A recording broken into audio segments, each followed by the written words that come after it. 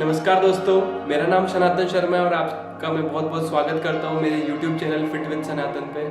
और आज के चर्चा का विषय रहेगा पंचकोश। तो सबसे पहले बात होगी कि पंचकोश कब सबसे पहले चर्चा कहाँ की गई है। उसके पश्चात हम बात करेंगे कि पंचकोश के माध्यम से हम बताएंगे कि आदि से व्याधि के कॉन्सेप्ट को आपको समझाने की कोशिश करेंगे। तो हम लोग बिना किसी देरी पर चलिए स्टार्ट करते हैं।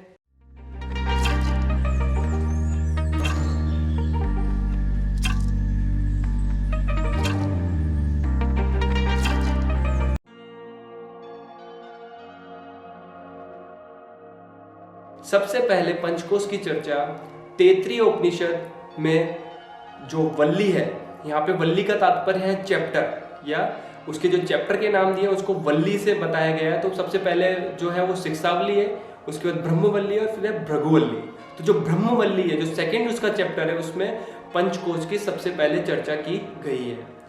ब्रह्मवल्ली में चर्चा की जाती है कि पंचकोश क्या है, और भृगुवल्ली में भृगु और वरुण, बाप और बेटे के बीच, बेटा भृगु यहाँ पे है बेटा और वरुण है बाप, तो बेटा और बाप के बीच में पंचकोश के बारे में बातचीत की जाती है। तो सबसे पहले हम लोगों को तैत्तिरीय उपनिषद में पंचकोश के बारे में बात करने को मिली है। तो सबसे पहले बात करते हैं पंचकोश क्या है।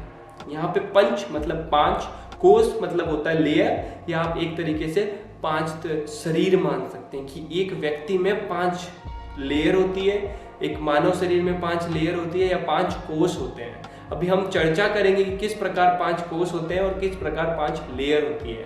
सबसे पहले जो बताया गया है इसमें अन्नमय कोश के बारे में बताया गया है, उसके बाद प्राणमय कोश, फिर मनोमय कोश, फिर विज्ञानमय कोश, और फिर सबसे जो ऊंची अवस्था बताई गई है वो है आनंदमय कोश।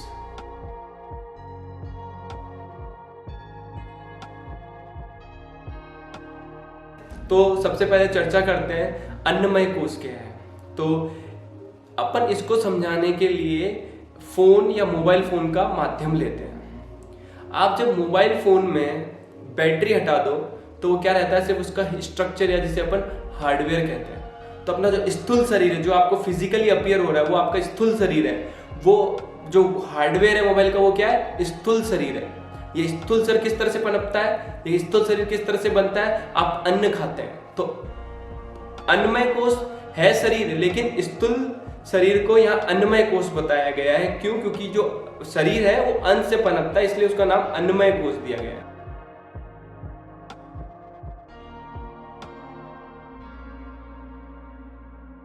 जो सेकंड कोश बताया गया है वो है प्राणमय कोश। अगर आपके फोन में अगर आप बैटरी ना लगाएं, अगर आप अपने फोन में बैटरी ना लगाएं तो किस प्रकार का फोन होगा, वो डेड फोन होगा। अगर मैं कुछ समय इस बात को ऐसा कहूं कि आपके शरीर में से प्राण को हटा दो, तो आपको सिर्फ समझना है कि किस प्रकार 2 लेयर है। आप सिर्फ स्थूल शरीर का क्या करेंगे जब आपके पास प्राण नहीं है, स्थूल शरीर का क्या करेंगे जब आपके पास प्राण नहीं है, आपके पास बैटरी नहीं है, आपका शरीर कैसे चलेगा। अब इस शरीर में जब बैटरी अटैच करेंगे तो आपका शरीर कार्यरत होगा। उसी प्रकार जब इस शरीर में आप जब प्राण का प्रवाह होगा, उसी प्रकार आपका शरीर कार्यरत होगा। ठीक है, तो दोनों का होना जरूरी है। आपका शरीर का होना चाहिए, मतलब अन्नमय कोश होना का भी जरूरी है। प्राण की बात करें तो प्राण आपकी एक तरीके से बैटरी, आपकी ऊर्जा है, आपको ऊर्जा प्रदान करती है, एनर्जी प्रदान करती है आपके प्राण, तो इसका होना जरूरी है।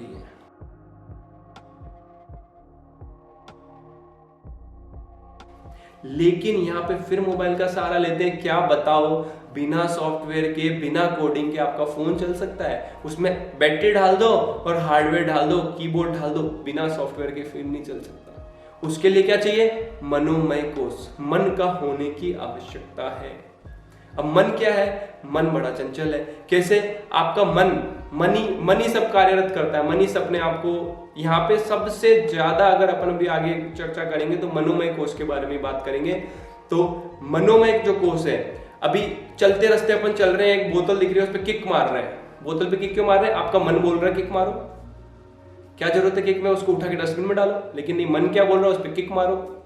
एक व्यक्ति आपके सामने से आ रहा, आपने उसके खींच के थप्पड़ मार दिया, किसने बोला, ना आपके प्राण ने बोला है, ना आपके शरीर मतलब ना आपने के अन्नमय कोश ने बोला, वो आपके मन ने बोला है। ठीक है, अब आपके मन मतलब मन भी एक शरीर का एक हिस्सा है। इस चीज को आपको, अगर आपको आप मेरे बात को कनेक्ट कर पाए होंगे तो आपको पता चला होगा कि मन भी एक शरीर का हिस्सा है।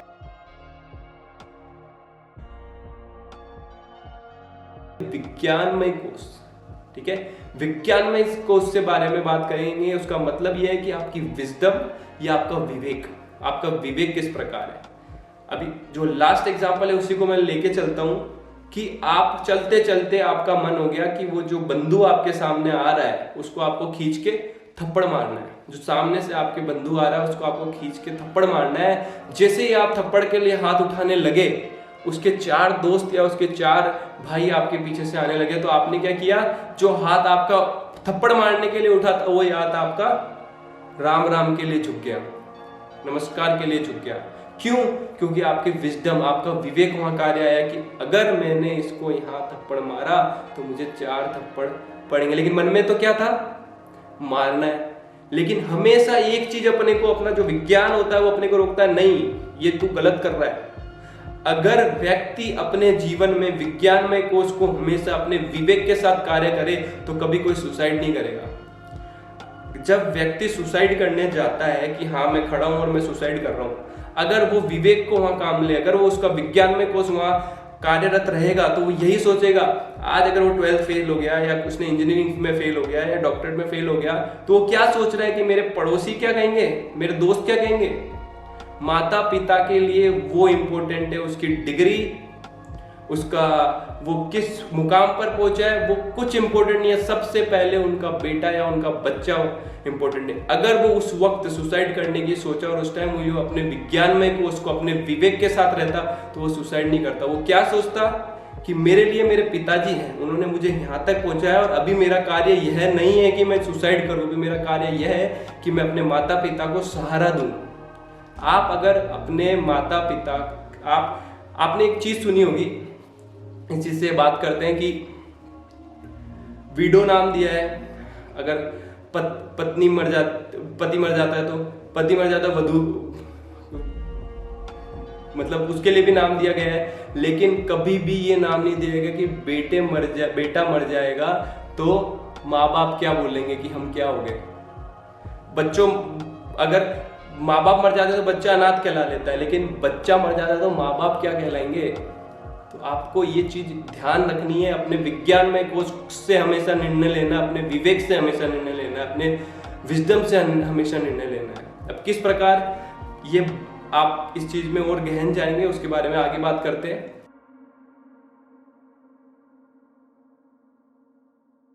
अब बात करते हैं आनंदमय कोश। आनंदमय कोश क्या है? तो आपने देखा होगा कि अगर कभी आप रोड में जा रहे हैं, आपको एक बुजुर्ग व्यक्ति मिले हैं, दिख रहे हैं, जो ढंग से देख नहीं पा रहे और वो रोड क्रॉस कर रहे हैं। जब आप जाएंगे उनके पास और उनकी हेल्प करते हैं और रोड क्रॉस कराते हैं तो आपको एक आनंद की अनुभूति होती है। वो आपका आनंदमय कोश है। कभी आप किसी की क्लास ले रहे होते हैं या किसी से आप शिक्षा ग्रहण कर रहे होते हैं, आप जब शिक्षा लेते हैं आपको उनसे कुछ अपने जीवन के बारे में कुछ सीखने को मिलता है, तो आपको एक आनंद महसूस होता है कि हाँ आज मैंने कुछ सीखा। तो वह आनंद की अनुभूति है, वही परम आनंद है। अब ये परम आनंद ज्यादातर किस चीज से मिलता है अपने को? जिस निस्वार्थ भावना से मिलता है। आप किसी के लिए निस्वार्थ भावना से कार्य करेंगे।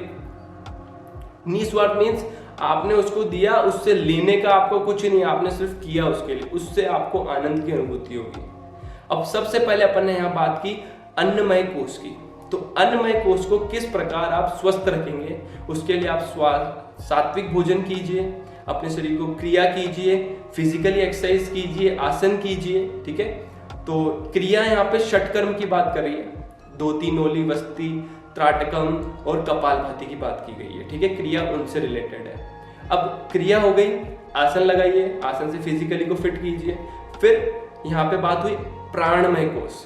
प्राणमय कोश, प्राणायाम के द्वारा आप अपने प्राण को, अपने ऑक्सीजन को अपने शरीर में बढ़ा सकते हैं, अपनी एनर्जी को अपने शरीर में बढ़ा सकते हैं। तो प्राणायाम माध्यम में आपके प्राण को सही कार्यरत करने के लिए। अब विज्ञानमय कोश, जितने ज्यादा व्यक्ति से आप मिलेंगे और जितने ज्यादा आप अपने आप को सरल और एक साम्य अवस्था में लेके सोचेंगे, आपका विज्ञानमय कोश उस प्रकार अच्छा बढ़ेगा। और यहाँ विज्ञानमय कोश और मनोमय कोश। मनमय कोश के लिए क्या करें? आप साउंड हीलिंग प्रैक्टिस कीजिए, आप मंत्रा चैंटिंग कीजिए, वो उससे आपको फायदा मिलेगा। और सबसे पहले आनंदमय कोष, भक्ति कीजिए। भक्ति से बड़ा आनंद आपको इस जीवन में किसी से नहीं मिलेगा। तो भक्ति बहुत अच्छा माध्यम है आप आनंद के लिए। अपन ने बात की थी किस प्रकार हम पंचकोश के माध्यम से हम आदि से व्याधि को समझेंगे। तो आपने अन्नमय, प्राणमय और मनोमय को अगर ढंग से समझा है तो हम लोग आराम से आदि से व्याधि विषय को समझेंगे। आदि मतलब होता है मेंटल इलनेस और व्याधि मतलब होता है फिजिकल इलनेस। और जब आपका मेंटल इलनेस किस प्रकार होगा और फिजिकल इलनेस किस प्रकार होगा और ये इसका जो ट्रांजिशन जोन होगा वो किसके द्वारा होगा, आपके प्राणमय कोष के द्वारा होगा या आपके प्राणों के द्वारा होगा। तो आपका जो अन्नमय कोष है उसको हम बात करेंगे आपकी व्याधि है, आपकी फिजिकल है। और जो आपके मनोमय कोष है वो आपका मेंटल इलनेस है या आपका आदि है। सबसे पहले मेंटल इलनेस में कोई बीमारी आएगी और वो बीमारी मेंटल इलनेस से होता हुआ आपके व्याधि की तरफ, आपके अन्नमय कोष की तरफ जाएगा। और ट्रांजिशन किसके द्वारा होगा, प्राणमय के द्वारा होगा। किस प्रकार होगा अभी समझते हैं। सबसे पहले आपके जीवन में एक सब्जेक्ट को आप चुनते हैं। सब्जेक्ट किस प्रकार चुना जाता है, लाइक और डिसलाइक, कि आपको ये बहुत लाइक है या आपको बहुत डिसलाइक है। मतलब कि मुझे ये चीज चाहिए तो मुझे चाहिए, मेरे साथ जीवन में ये हो रहा है तो ये बहुत गंदा हो रहा है, डिसलाइक हो गया आपका। तो ये आपके लाइक और डिसलाइक पे डिपेंड करता है सब्जेक्ट। और जैसे ही आप लाइक डिसलाइक करते हो इसी पे आपका गुस्सा, आपके तनाव, आपका डिप्रेशन सब आपके किस पे डिपेंड करता है, आपके लाइक एंड डिसलाइक पे। अब आपको लाइक डिसलाइक हुआ, आपको ये चीज़ पसंद नहीं आई, जो चल रहा है जो सही समझ में आया, आपने उस पर तनाव लिया और तनाव से सबसे पहले आपका क्या प्रभावित होगा, आपका प्राण प्रभावित होगा। प्राण किस प्रकार प्रभावित होगा, आपका चेहरा लाल हो जाएगा, आंखें खुल जाएगी और सांसों की गति तेज हो जाएगी।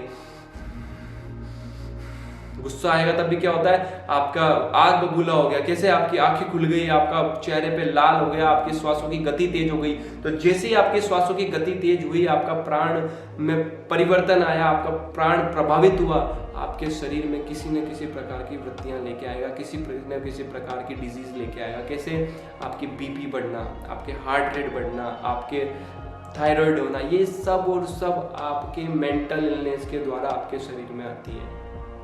अप्रोक्स 95% ऑफ बीमारी आपके मेंटल के थ्रू आती है। कुछ दो बीमारियां हैं, एक्सीडेंट और इन्फेक्शन को लेके। जो इन्फेक्शन और एक्सीडेंट है वो आपके डायरेक्ट अन्नमय कोष या व्याधि आपकी काया की तरफ आती है। बाकी जितनी भी बीमारियां इस मनुष्य ने बनाई है वो अपने खुद ने बनाई है। तो ये किस होगा, प्राण प्रभावित होगा। प्राण प्रभावित होगा तो आपका डाइजेस्टिव सिस्टम प्रभावित होगा, ओवर डाइजेशन होगा, कम डाइजेशन होगा या फिर डाइजेशन ही सही नहीं होगा। तो इस जब ये तीनों चीजें प्रभावित होगी तो क्या होगा, आपके शरीर में कुछ ना कुछ ये ऊपर नीचे करेंगे। ठीक है, कुछ ऊपर नीचे करेंगे, कुछ बाधाएं लेके आएंगे। तो वो बाधाएं क्या है, वो नई डिजीज लेके आएंगे जब आपके मेंटल इलनेस होगी। तो क्यों नहीं अपन अपने मेंटली अपने प्रिपेयर रहें। ये बताने का विषय ये नहीं है कि आप इसको समझें या इसका बताने का सिर्फ ये नहीं कि आप इसका ज्ञान ले लें, इसको समझना है। किस प्रकार आप अपने जीवन में कम से कम गुस्सा कर सकें, किस प्रकार अपने जीवन में आप अपने प्राणों को शांत करके रखें, किस प्रकार अपने हर जीवन में हर विषय को विवेकता के, अपने विजडम के साथ, अपने जो ज्ञान के साथ आपने निर्णय लें। तो वो अपने को वह चर्चा का विषय है। चर्चा का विषय यह नहीं है कि अपन ने अन्नमय कोष पढ़ लिया, प्राणमय कोष पढ़ लिया, मनोमय कोष पढ़ लिया, क्या क्या होता है। चर्चा का विषय है आप किस प्रकार इसको अपने जीवन में ढालें और किस प्रकार आप अपने प्राणों पर अपना अधिकार ले, किस प्रकार अपने प्राणों को स्थिर करें, अपना समत्व बना के रखें। ठीक है, तो अब क्या होगा, मैंने बताया आपके मनोमय से अन्नमय की तरफ कोई बीमारी आ गई। अब इसको जो बोलते हैं वो क्या बोलते हैं, आदि जय व्याधि। आदि से आपकी बीमारी हो गई व्याधि तक। अब अनादि जय आदि। ठीक है, अनादि जय आदि की बात करेंगे। कैसे, कई बार क्या होता है, कोई एक्सीडेंट किसी का हो जाता है। जब किसी का एक्सीडेंट हो जाता है तो क्या होता है, उसका कुछ प्लानिंग होती है। उसने कुछ प्लानिंग की है कि इस 2 महीने में मुझे ये करना है। सिर्फ एक एग्जांपल दे रहे हैं, उसने प्लानिंग की कि इस महीने में मुझे ये चीजें करनी है। अब क्या होगा, ड्यू टू एक्सीडेंट, उसके एक्सीडेंट के कारण उसका ये प्लानिंग बिल्कुल क्या हो गया, असंतुलन में चलेगी।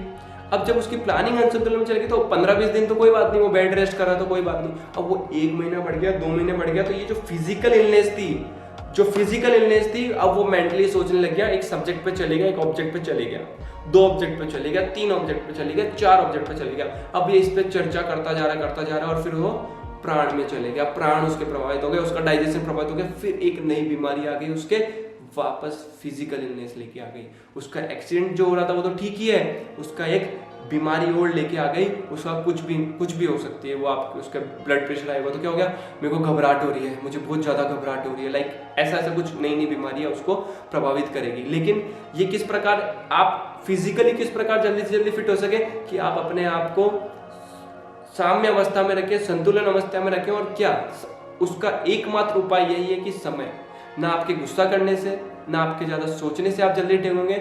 आपको जो समय लगेगा वो समय लगेगा। और इस समय को कम कैसे कर सकते हैं, आप अपने प्राणों को संतुलन करके इस समय को, जो आपके फिजिकल को फिटनेस ठीक होने में, आप अपने प्राण को संतुलन करके आप इसको सही रख सकते हैं। तो आज चर्चा का विषय यह था। तो अगली बार हम बात करेंगे कि किस प्रकार अपने आप प्राणमय कोश और इनको किस प्रकार संतुलन में और किस प्रकार और अच्छे से आप इनके बारे में जान सकें, हमारा विषय रहेगा। तो आपका बहुत बहुत धन्यवाद। हमेशा की तरह आप हमारी वीडियो को बहुत बहुत प्यार दे रहे हैं, उसके कारण हमें भी नई नई जानकारियाँ जो मुझे गुरुजनों से सीखने को मिली है मैं आप तक पहुंचा रहा हूं किसी न किसी माध्यम से। तो और आप लोगों से जो प्यार मिल रहा है उस वही एक कारण है जो मुझे मोटिवेट करता है, जो मुझे नई नई वीडियो बनाने के लिए अग्रसर लेके आता है, आप लोगों के सामने लेके आता है। आप लोगों का बहुत बहुत धन्यवाद। हमेशा आभारी रहूँगा। जय श्री कृष्ण।